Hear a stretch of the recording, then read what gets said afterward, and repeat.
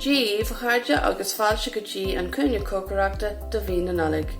Go tradiisiúnta ag an am seo den bhliain bíonn daoine i gcíthe Maróga Nollag deanta as torthaí is earla, ach ní háitníonn sé sin le gach duine so be me sé taispeann Stephen dóigh le Maróga Nollag eile a dhéanamh deanta as seachleid agus Rice Krispies, tásúlagan go mbeidh sibh soltastú. Leis an uite seo a dhéanamh be na rudaí seo a leanas daoí. Seachleid run, seachleid mhain, casa na Maróga, Rice Krispies agus máisehain i grú cillan. Laigheann seachleid thar pata uisce ar an sáin. Measc na Rice Krispies agus an seachleid gan go chéile.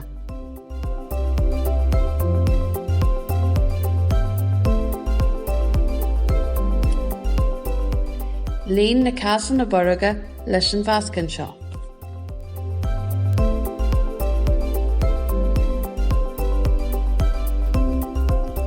Chuir sponóg seachleid mhain ar mhar gach Maróga,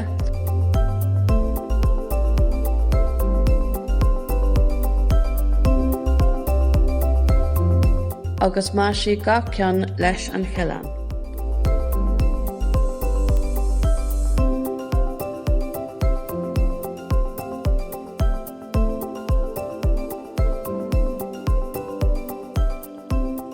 Nuair atá an seachleid crua, is féidir iad a oíche.